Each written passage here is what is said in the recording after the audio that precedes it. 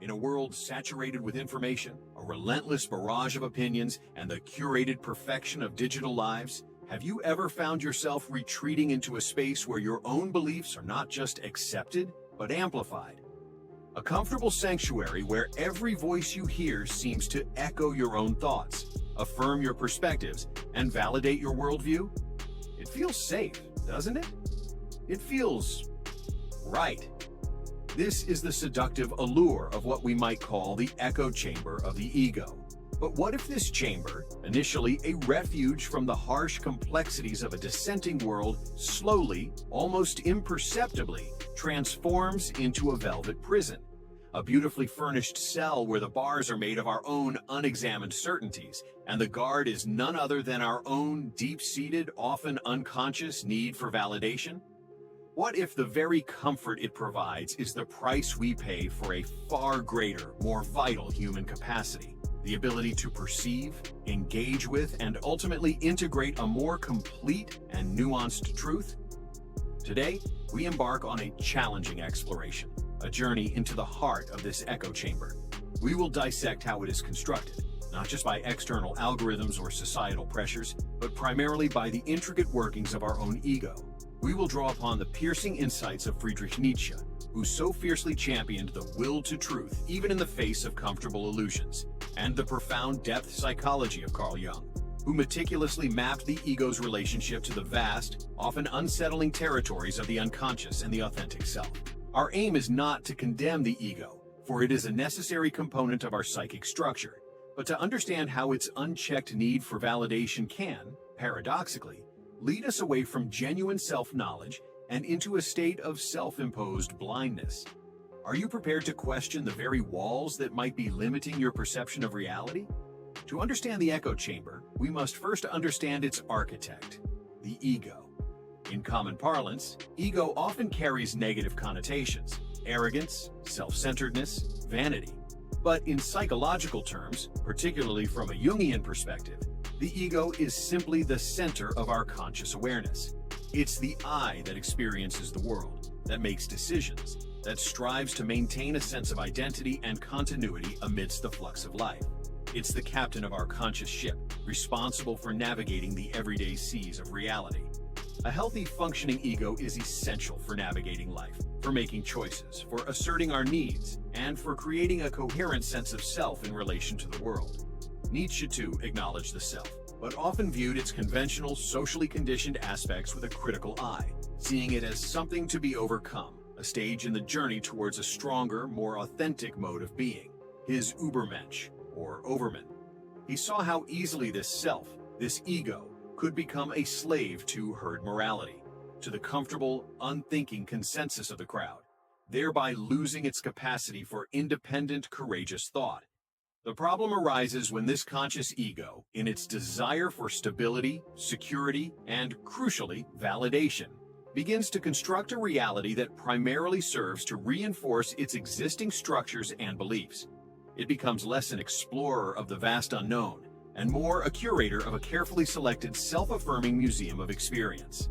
And the modern world, with its hyper-personalized social media feeds, its algorithmically curated news, its niche online communities, provides the perfect, almost irresistible toolkit for the ego to build its echo chamber. Think about your own digital life, the accounts you follow, the news sources you trust, the groups you join. How many of them consistently challenge your deeply held beliefs, versus how many primarily reflect and reinforce them? It's a natural human tendency to seek out like-minded individuals and affirming information. It reduces cognitive dissonance and provides a sense of belonging and certainty. The ego, in its role as a manager of conscious experience, actively seeks these environments. It craves the dopamine hit of agreement, the comfort of shared truths, the security of knowing that my people think just like me. Initially, this retreat into an echo chamber can feel incredibly validating, even empowering. After navigating a world shushuto of conflicting opinions, harsh criticisms, or simply a bewildering array of perspectives, finding a space where your views are mirrored, your feelings understood, and your identity affirmed can be a profound relief. It can feel like coming home. The ego sighs in contentment, its boundaries momentarily secure, its sense of self validated. This is the velvet aspect of the prison, its initial comforts, its deceptive softness. However, Jung would caution us here. The ego, while the center of consciousness, is not the totality of the psyche. It is but a small island in the vast ocean of the unconscious, and it is ultimately in service to a larger, more encompassing center of personality, the self, which strives for wholeness and integration.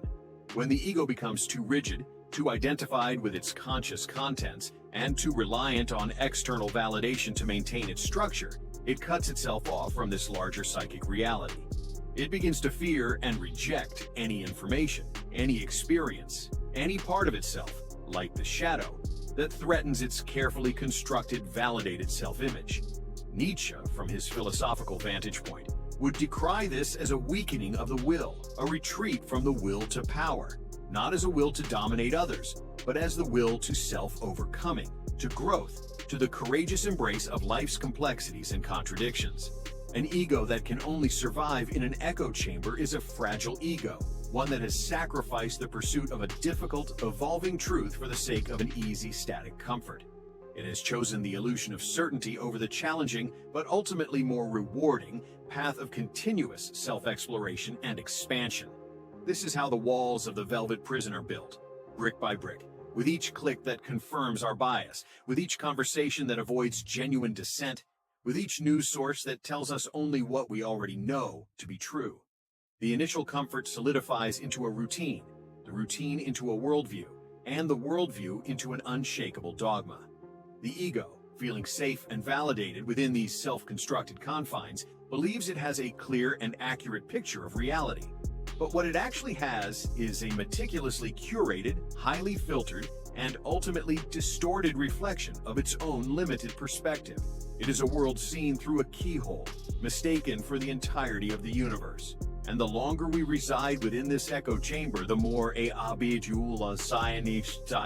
we become to the whispers of a larger truth, the more deaf we become to the call of our own deeper, more authentic self, and the more vulnerable we are to the dangers that lurk when a validated ego becomes an unseeing tyrant.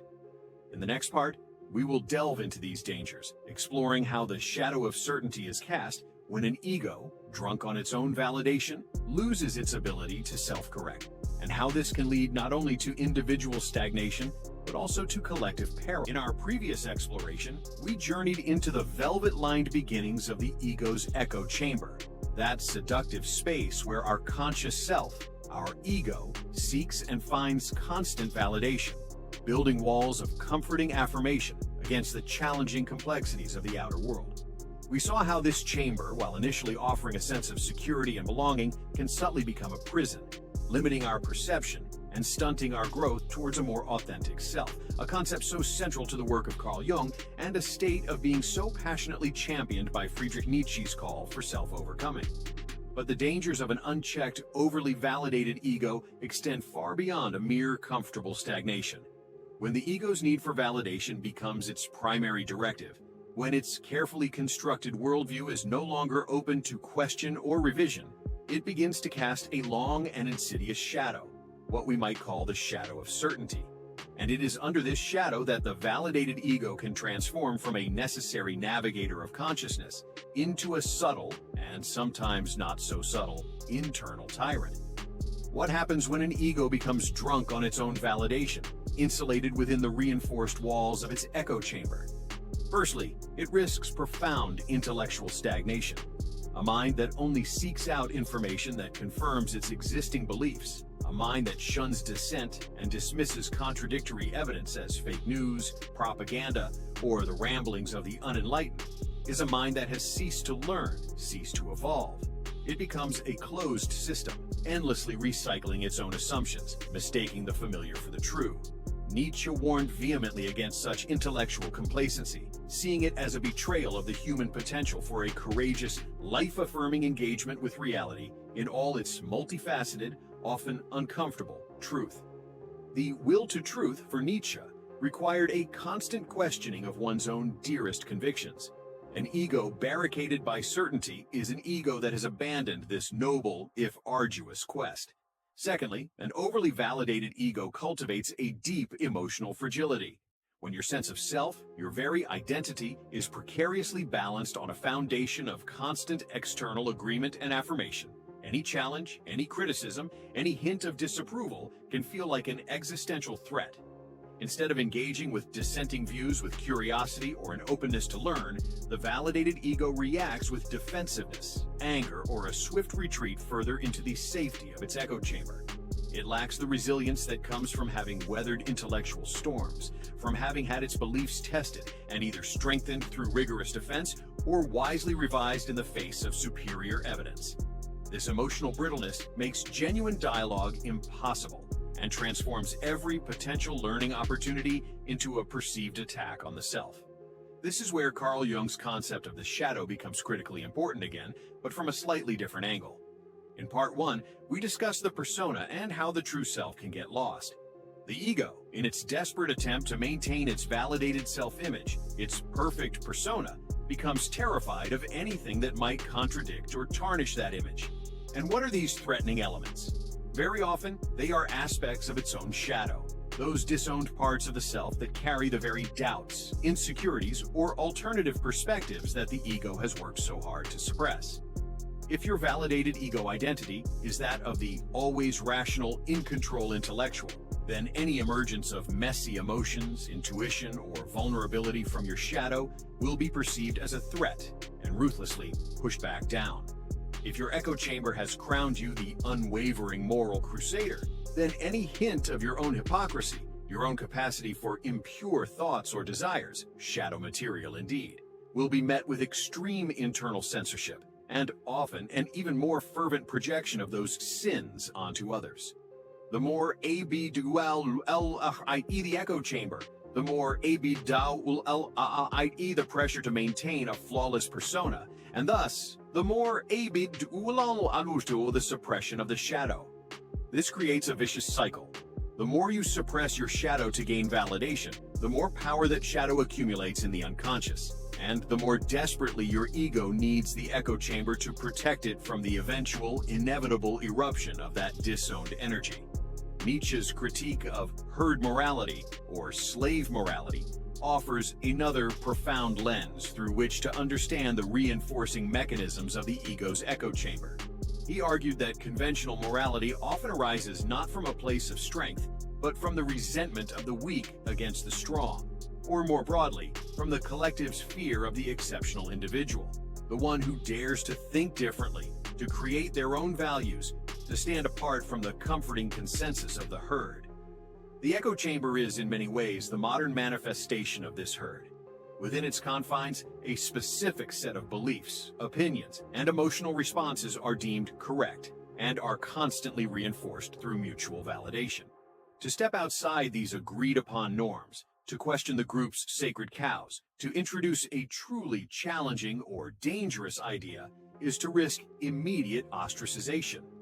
The fear of being labeled an outsider, a heretic, a problematic individual, is a powerful psychological force that keeps many tethered to the familiar affirmations of their chosen echo chamber, even when a part of them might sense its limitations or its untruths. The ego, seeking safety and belonging, often chooses the validation of the herd over the lonely, arduous path of independent, critical thought that Nietzsche so admired. It mistakes the warmth of the echo chamber for the light of truth. The psychological cost of this self-imposed confinement, this tyranny of the validated ego, is immense. Firstly, there is a significant loss of critical thinking. When you are no longer regularly exposed to diverse perspectives, when your assumptions are never seriously challenged, your ability to analyze information objectively, to discern nuance, to identify your own biases, begins to atrophy. You become susceptible to groupthink, to simplistic narratives, and to a black and white view of a world that is, in reality, composed of infinite shades of gray.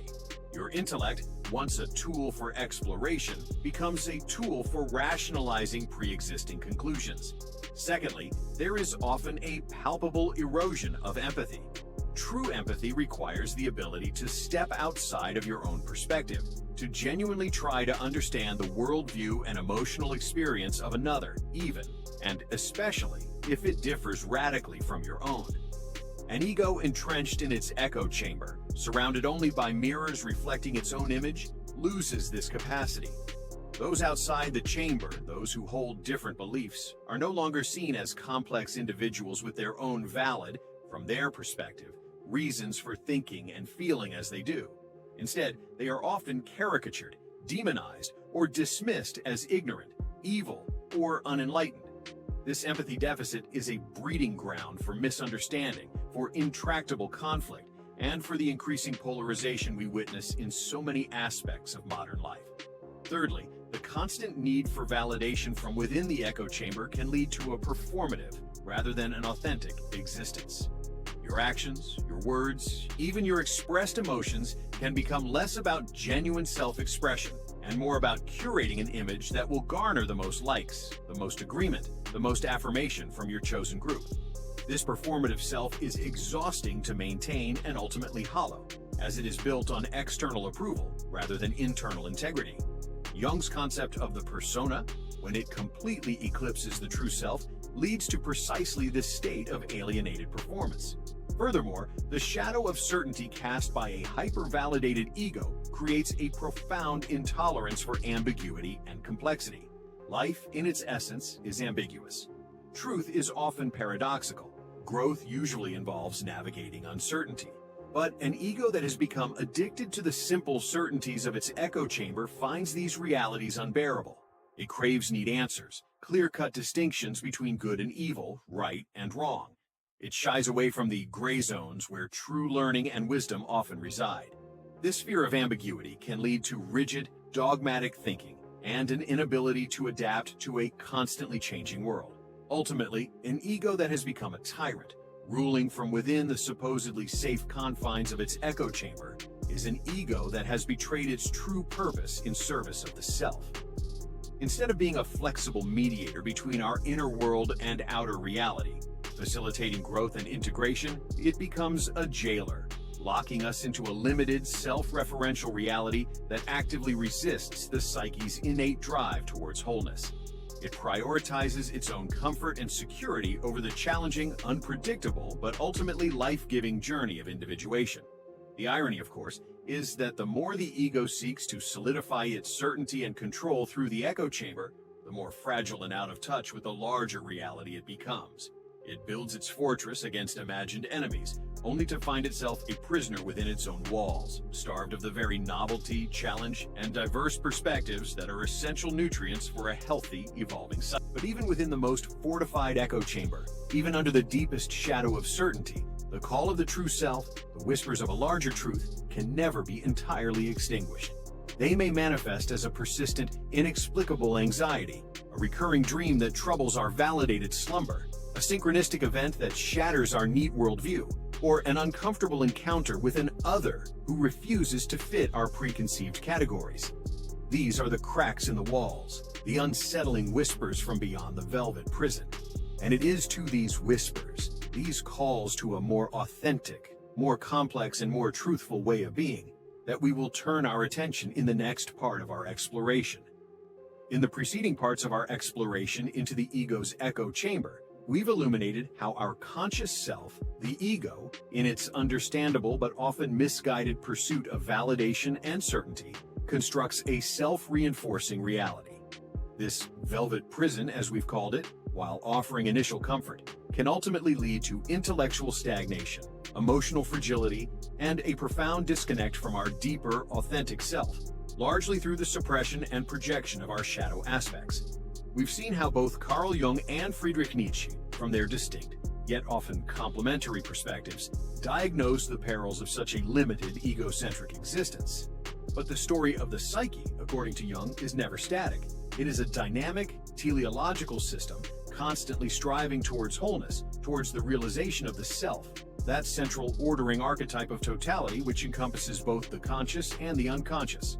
Therefore, even within the most fortified and seemingly impenetrable echo chamber, even under the deepest shadow of certainty, the call of a larger truth, the insistent whisper of the authentic self, can never be entirely, permanently extinguished. These are the whispers from beyond the walls, the subtle and sometimes startling ways in which reality, in its multifaceted complexity, attempts to break through our ego's carefully constructed defenses. One of the primary ways these whispers make themselves heard is through the uncomfortable experience of cognitive dissonance. This psychological phenomenon, first elaborated by Leon Festinger but implicitly understood by philosophers for centuries, describes the mental stress or discomfort experienced by an individual who holds two or more contradictory beliefs, ideas, or values, or when their beliefs are contradicted by new information, or when their actions conflict with their beliefs. The ego, particularly one heavily invested in its echo chamber, abhors cognitive dissonance. Its primary function is to maintain a coherent, consistent self-narrative. Therefore, when faced with information or experiences that directly challenge its cherished certainties, the ego will often go to extraordinary lengths to reduce this dissonance. By dismissing the new information, by reinterpreting it to fit its existing framework, by discrediting the source, or by actively avoiding situations that might trigger such discomfort.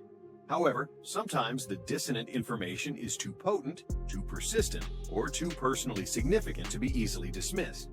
A deeply held political conviction might be shattered by a direct, undeniable personal experience. A long-cherished belief about a loved one might be irrevocably challenged by an unexpected revelation. A scientific truth that formed the bedrock of one's worldview might be overturned by new, compelling research. In these moments, the walls of the echo chamber begin to tremble. The dissonance creates a crack, an opening, through which a sliver of a larger, more complex reality can penetrate. These are often painful, disorienting experiences, yet they are also crucial opportunities for growth, for the ego to expand its boundaries and to integrate a more nuanced understanding of the world and of itself. Nietzsche, with his emphasis on perspectivism, the idea that there are no absolute, universally valid truths, only a multiplicity of interpretations from different vantage points, would see such moments as an invitation to a more intellectually courageous and flexible way of being. Another powerful source of these whispers from beyond the walls comes in the form of moments of profound doubt, existential questioning, or a sudden, inexplicable sense of meaninglessness, even in a life that, by all external measures, appears successful and validated. You might be at the peak of your career, surrounded by a supportive social circle that affirms your choices, yet find yourself waking in the dead of night with a hollow ache in your soul, a persistent question namja juingong. Is this all there is? This is often the voice of the neglected true self, the call of your individuating psyche, signaling that the current configuration of your life, however comfortable or validated by your echo chamber, is no longer sufficient for your deeper growth.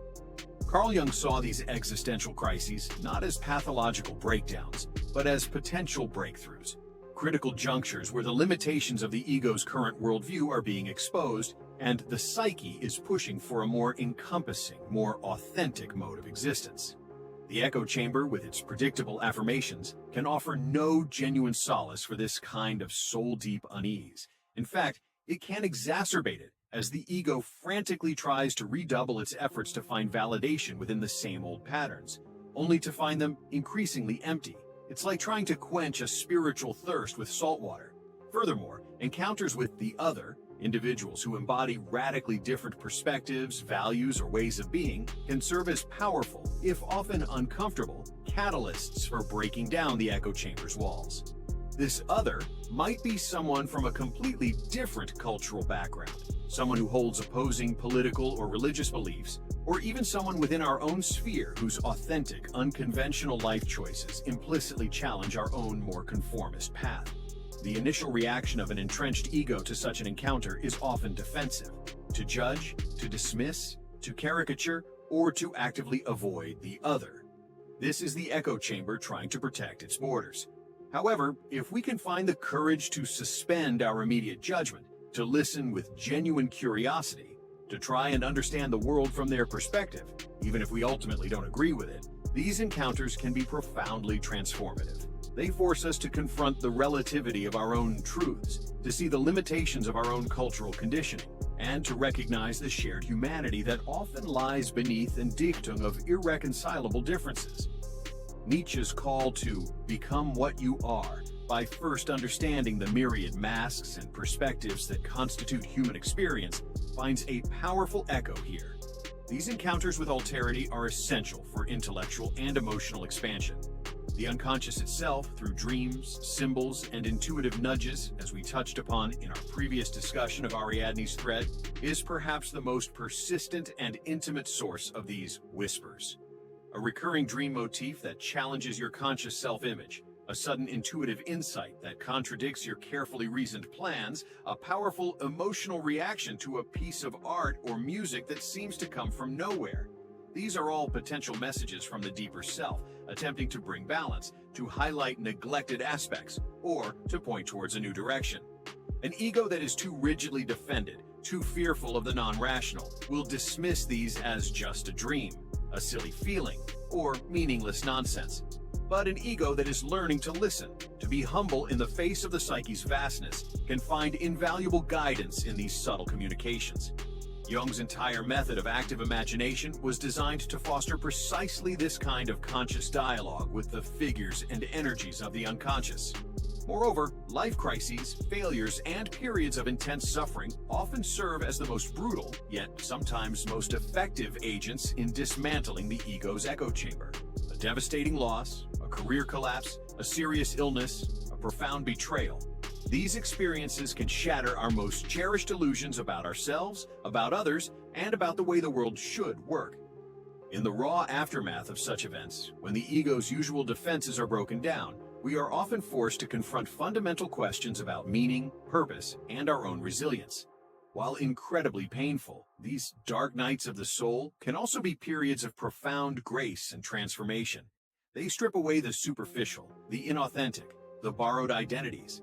They compel us to dig deeper, to find an inner strength we didn't know we possessed, to reevaluate our priorities, and to search for a more enduring, less conditional source of meaning and self-worth. It is often in these moments of breakdown that the true foundations for a more authentic self can be laid. Nietzsche's famous aphorism, "That which does not kill us makes us stronger," speaks to this potential for growth through adversity. A growth that often necessitates the shattering of old, limiting ego constructs. Finally, it is crucial to understand that Jung's concept of the self is not a passive entity waiting to be discovered, but an active, dynamic force within the psyche, constantly striving for wholeness and expression. The self wants us to grow, to integrate, to become more fully who we are. It is the ultimate architect of our individuation journey. Therefore, the whispers from beyond the walls are not random occurrences. They can be seen as the self's persistent, often ingenious, attempts to break through the ego's limitations, to call us towards a larger, more inclusive, and more authentic reality. The ego, in its role as the center of consciousness, has a choice. It can continue to reinforce the walls of its echo chamber, clinging to the familiar comforts of validation and certainty, thereby resisting the call of the self and above its own growth. Or it can find the courage to listen to these unsettling whispers, to tolerate the anxiety of uncertainty, to engage with the challenging other, both external and internal, and to begin the difficult but ultimately liberating work of dismantling its self-imposed prison. This choice is not made once, but every day, in countless small ways. It is the choice between the narcotic of easy agreement and the invigorating challenge of genuine inquiry, between the safety of dogma and the freedom of perspectivism, between a validated, performative persona and an authentic, evolving self. In the final part of our journey, we will explore the practical strategies, inspired by both Jung and Nietzsche, for actively breaking down these walls, for cultivating the intellectual humility and emotional resilience needed to live beyond the echo chamber, and for fostering the ongoing dynamic process of becoming a truly individuated, authentically growing human being. We have journeyed together through the intricate and often deceptive landscape of the ego's echo chamber. We've explored its velvet-lined construction, built upon our innate need for validation and societal conditioning. We face the disquieting reality of the shadow of certainty, where an overly validated ego can become a tyrant, stifling intellectual growth and emotional resilience by suppressing its own shadow and fearing dissent. And we've listened for the whispers from beyond the walls, those persistent calls from cognitive dissonance, from existential doubt, from encounters with the other, and from the profound depths of the unconscious itself, all urging us towards a more authentic, complex, and truthful engagement with ourselves and the world. The question that now presses upon us, as we stand at this threshold of understanding, is a profoundly practical one. How do we actively begin to dismantle these self-imposed walls? How do we cultivate the intellectual humility and emotional fortitude required to live a life beyond the comforting but ultimately limiting confines of our personal echo chamber? How do we foster the ongoing dynamic process of authentic growth that both Carl Jung and Friedrich Nietzsche, in their unique ways, championed as the highest calling of a human life? This is not about a one-time fix or a simple 10-step program. It is about cultivating a new orientation towards ourselves, towards others, and towards truth itself. An orientation grounded in courage, curiosity, and a deep commitment to ongoing self-awareness and self-overcoming. Let us explore some key strategies, inspired by their wisdom, that can serve as chisels to gradually, patiently, but powerfully break down these walls. Strategy 1. Actively seek and engage with dissent, the Nietzschean challenge to your certainties. The first and perhaps most uncomfortable step is to consciously and deliberately expose yourself to perspectives that directly challenge your most cherished beliefs and assumptions. Nietzsche believed that true strength of mind is forged not in the echo chamber of agreement, but in the crucible of intellectual contest. An idea, a belief, a worldview that has never been rigorously tested by its opposite is a fragile thing indeed. This means actively seeking out well-reasoned arguments from the other side, whatever that other side may be for you, politically, philosophically, spiritually, scientifically. It means reading books by authors you fundamentally disagree with, listening to podcasts from commentators who challenge your worldview, engaging in respectful, and this is key, respectful dialogue with people who hold different perspectives. A powerful technique here is known as steel manning. Unlike straw manning, where you caricature and easily dismiss an opposing argument, steel manning involves an effort to understand the strongest possible version of an argument you disagree with, perhaps even formulating it more persuasively than its own proponents. This act of profound intellectual empathy not only allows you to understand the other more deeply, but it also forces you to clarify and strengthen your own positions, or, crucially, to recognize their weaknesses and be open to revision. It requires humility, the admission that you might not have all the answers, that your current perspective might be incomplete or even flawed. This is Nietzschean courage in action, the willingness to confront ideas that might destabilize your comfortable certainties in the service of a more robust and hard-won truth. Strategy 2. Cultivate deep listening and radical empathy, the bridge beyond projection. Breaking down the echo chamber also requires a radical shift in how we listen to others. Often, when engaged in a discussion, especially with someone who holds differing views, we are not truly listening. We are merely waiting for our turn to speak, formulating our rebuttal, or listening for flaws in their argument rather than listening to understand their experience and perspective. Deep listening, in contrast, involves a conscious effort to silence your own inner monologue, to suspend your judgments, at least temporarily, and to try and genuinely enter the other person's frame of reference. What are their underlying assumptions? What are their core values? What life experiences might have led them to their current conclusions? This is not about agreeing with them. It is about understanding them as complex human beings, not just as a collection of wrong opinions. This practice is a powerful antidote to Jungian shadow projection. When you truly listen to understand, you are less likely to project your own disowned badness or ignorance onto the other person. You might discover common ground you never knew existed. You might see a flaw in your own argument. Or, at the very least, you will humanize the other, making a demonized caricature much harder to sustain. This empathetic engagement, this willingness to see the world through another's eyes, chips away at the us versus them mentality that solidifies the walls of our echo chambers. Strategy 3. Embrace your shadow, the Jungian path to inner wholeness and reduced reactivity. As we've discussed, our unintegrated shadow, those disowned parts of ourselves, often fuels our most rigid defenses and our most intense negative reactions to others. When someone pushes our buttons, it's often because they are touching upon an aspect of our own unacknowledged shadow. The more we deny our own capacity for, say, anger, insecurity, or ambition, the more violently we might react when we perceive these traits in others, or when our carefully constructed persona that denies these traits is challenged. Consistent shadow work. The process of consciously and compassionately bringing these disowned aspects into awareness is therefore essential for dismantling the ego's defensive echo chamber. When you begin to own your own anger, you become less triggered by the anger of others. When you acknowledge your own insecurities, you are less likely to project them onto those who seem confident. When you integrate your disowned ambition, you can engage with the ambition of others with less envy or judgment. This work makes you less reactive, less easily manipulated by those who might unconsciously or consciously poke at your shadow wounds. It increases your emotional resilience and your capacity for self-observation. You begin to see that much of what you once perceived as an external threat from the other was, in fact, an internal conflict being played out on the world stage. As your inner landscape becomes more integrated and less polarized, your need for an external echo chamber to validate a fragile, one-sided identity diminishes. You become more capable of tolerating internal ambiguity and, consequently, external diversity of thought. Strategy 4. Cultivate intellectual humility and embrace uncertainty, the wisdom of not knowing. Both Nietzsche and Jung, in their different ways, highlighted the dangers of intellectual arrogance and the illusion of absolute certainty. Nietzsche, with his perspectivism, emphasized that all knowledge is an interpretation from a particular vantage point, and that a truly strong intellect is one that can hold multiple perspectives, even contradictory ones, in creative tension. Jung, through his deep exploration of the unconscious, knew that the conscious ego is but a small part of a much vaster, often unknowable, psychic reality. Cultivating intellectual humility, therefore, is a cornerstone of breaking free from the echo chamber.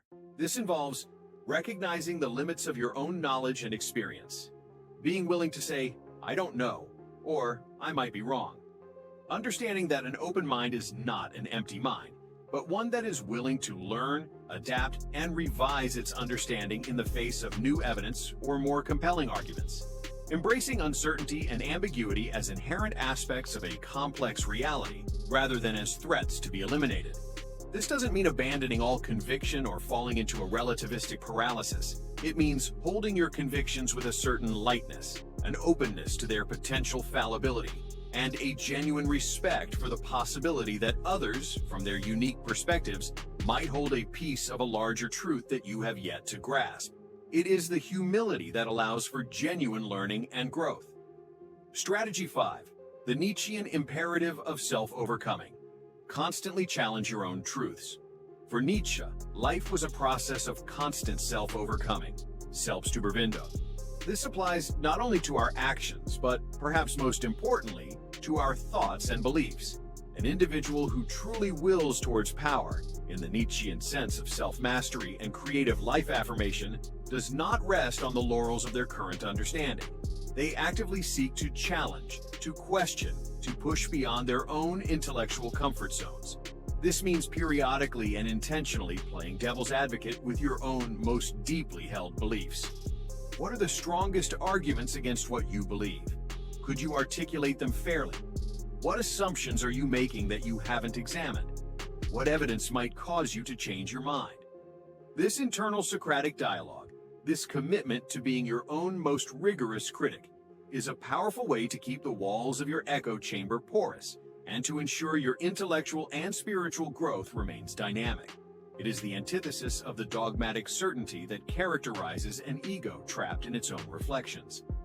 The liberation and strength of an open, evolving self. Breaking down the walls of the ego's echo chamber is not a journey towards a new, correct set of certainties. It is a journey towards a new way of being, one characterized by greater openness, intellectual humility, emotional resilience, deeper empathy, and a courageous engagement with the multifaceted, often paradoxical nature of truth and of ourselves. The liberation that comes from this process is profound. You are no longer a prisoner of your own or others' expectations. You are no longer constantly seeking external validation because you are cultivating an internal locus of self-worth and meaning. You are no longer terrified of dissent or A-B-D-U-L-L-A-A-H-I-I-I-I-A-to-I. Now why? Because you understand that growth often happens at the edges of your comfort zone, in the challenging encounters with what is different and unknown. The strength that is born from this journey is not the brittle strength of dogma, but the resilient, flexible strength of a mind that knows how to learn, a heart that knows how to connect authentically, and a spirit that knows how to navigate uncertainty with courage and grace. It is the strength of an individuated self, rooted in its own truth, yet open to the vastness of a world that can never be fully contained within any single echo chamber. This, then, is the ongoing task, the lifelong adventure that both Jung and Nietzsche, in their profound and challenging ways, invite us to embrace, to continuously dismantle the prisons of our own making, to cultivate a mind that is a dynamic instrument of exploration rather than a fortress of dogma, and to live with the intellectual courage and emotional authenticity that are the hallmarks of a truly free and evolving human spirit. The labyrinth of the self may always have new turnings, but with these tools, you are no longer a lost wanderer, but a conscious navigator, forging your own unique path towards wholeness and truth.